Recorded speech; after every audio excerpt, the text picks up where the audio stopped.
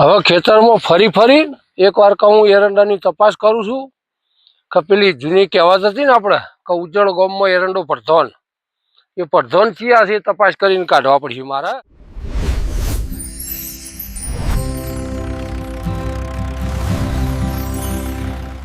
એટલે ભા તમે શું કરો એરંડામાં? અરે આ શું કરું આ રૂકા એરંડા હમા હમા અડી ગયા છે ને હવે કોઈ જગ્યાએ રહી નહીં ઉતારવા છે એવી રીતે વિચાર કરું છું. આજે આ એરંડા જ ઉતારી રહ્યો છું પણ આજ કીધું ખાઈ આવે તો કોઈ કાપું કે જગ્યા તો કરવી કે. ભારત માતા કી જય. હવે તમને આગળના વિડીયોમાં બતાવ્યું હતું કે વતર પાકની અંદર એરંડા જે મફળીની અંદર વાયા હતા એ હવે કાપવા માટે આવી ગયા છે.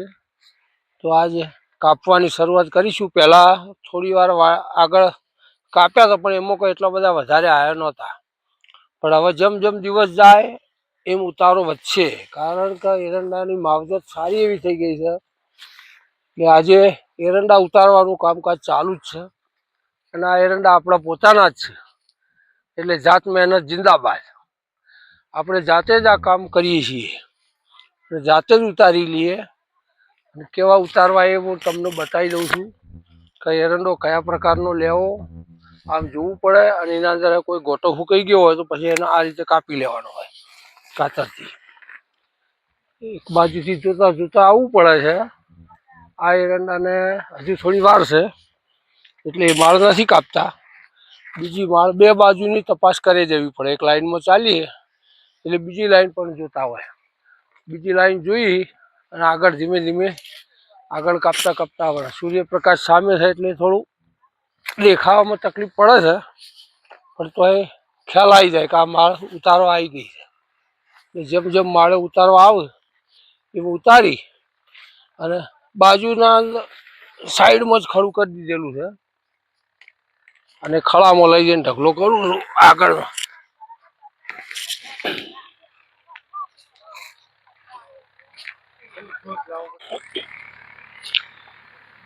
આ ખેતરને એક બાજુ ખડું કર્યું છે જેથી કરીને ઉપાડીને ઘરે લઈ જવાની તકલીફ ના પડે. અહીંયા ઢગલો કરી દઈએ. આ આગળના ઉતાર્યા હતા 10 દિવસ પહેલા, અમુક અમુક જગ્યાએ માળો આવી જાય. આ હજુ શરૂઆત જ કરી છે અને આ બીજો રાઉન્ડમાં જો આવેલી હોય માળો એ ફરી વળીએ અને જોઈ લઈએ કે હવે ઉત્પાદન કેવું થાય. એ આગળ આગળ અમે એનો ઢગલો કરી જ દઈશું. જ્યારે ઢગલો મોટો થાય એટલે આ માળને અમે પછી આ રીતે બધી ભેગી કરીને ખંખેરી નાખીશું ઢગલો કરીને. આ ગોટા પછી ઢગલો થઈ જાય એ વખત ટ્રેક્ટર બોલાવીને ખૂણા ઉપર જ રાખ્યું છે. એટલા માટે ખડું આજે જાતે માપનું જ ખડું કર્યું છે, કારણ કે જમીન ઝાઝી હતી ને એટલે માપની જમીન છે. એમાં ડબલ પાક કરેલો છે. પહેલી મફળી તો કાઢી લીધી હતી પણ હવે આ એરંડાની તૈયારીઓ કરી છે. જેમ જેમ દિવસ જાય ને એમ એરંડા હવે વિકાસ કરશે. એ પદ્ધતિ હતી માળ કાપવાની, એ દાખલા તરીકે કે આ માળ આવી ગઈ છે તો આને કાપતા દાંતેથી આમ હલી જાય એટલે આ ગોટા ખરી પડતા હતા. પણ એના પછી અમે નવી સિસ્ટમમાં આ કેચી લાવ્યા છીએ કે આ કેચી હોય ને તો એ માળ બિલકુલ હલે નહીં અને આમરી પટ્ટો દઈને કપાઈ જાય અને આ રીતે માળ કાપી લેવાની આવે. એટલે કેચી લાવવાથી ઘણો ફાયદો થાય કે ખેતરમાં એકાઈ પણ એનો ગોટાનો ભાગ છે ને એ ખરે નહીં અંદરથી. અને જેમ તૈયાર થાય ને એમ આપણે કાપવાની પણ મજા આવે. કાપતા એટલે આ ગોટા એકદમ નજીક હોય માળની, જેથી કરીને આમ કાપવા જઈએ ને એટલે દાંતરડું ઘણી વાર વાગવાની શક્યતા રહેતી. એરંડો હલી જાય અને આપણને વાગવાની પણ બીક રહે. અને આ કાતર લાયા પછી વાગવાની કોઈ પણ પ્રકારની બીક રહેતી નહીં. તમે દાંતરથી કાપીએ જુઓ અને આ કેંચીથી કાપવાની પદ્ધતિ જુઓ. આ એરંડો બિલકુલ હલે નહીં અને કેંચીથી પટ દઈને કપાઈ જાય, ખબર પણ નથી પડતી. અને આ માળો ભારે હોય એ વખતે આ કેંચીથી કાપવાની મજા આવે. એટલે આપણે મહત્તમ તો કેંચીનો જ ઉપયોગ કરવો સારો. ખેતરમાં ફરી ફરી એકવાર કહું એરંડાની તપાસ કરું છું કે પેલી જૂની કહેવત હતી ને આપણે કે ઉજ્જળ ગામમાં એરંડો પડધોન, એ પડધોન થયા છે તપાસ કરીને કાઢવા પડશે મારે.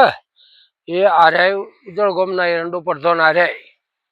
અને ગમે તેટલી તમે માવજત કરો તો એના અંદરથી કદી માળ આવે નહીં. એટલે આવા હોય એ ખોટું ખેતરનું ખાતર એ બધું ખાઈ જાય. એટલે ઓવરને તો આ રીતે કાઢી જ નાખવા પડે. અમને ઓર રાખી અને આ રીતે કાઢી લેવા, જેથી કરીને ખેતરનો ખોટો કસ ચૂસી જાય ને. આ એરંડાને જલ્દી માળ આવે નહીં અને ખોટો ખેતરનો કસ ચૂસી જાય. એટલે આવા હોય ને અને નર કહેવાય ને આના અંદર કોઈ આવી જાતની માળ આવે જ નહીં. એટલે આવા તો અંદરથી ફરી ફરી અને બહાર કાઢી નાખવા પડે. એના અંદર કોઈ માળ એવી બેહે નહીં. અને આવા માળ તો એના અંદર ગોટો ના હોય કે જેથી કરીને દાણો બંધાય. એટલે આવા એરંડા તો અંદર ખેતરમાં ફરી અને જે પણ જગ્યાએ હોય ત્યાંથી કાઢી નાખવા જરૂરી છે. કારણ કે આખો તો સૌથી વધારે જો કસ ખેંચતો હોય તો આવો એરંડો કહેવાય. એટલે પ્રધાન બની જાય છે. આ એરંડો સૌથી વધારે કસ ખેંચે. ખાતર પાણી સૌથી વધારે ખેંચે. એના કરતાં કાઢી નાખો તો બાજુના એરંડાનો વિકાસ વધી જાય.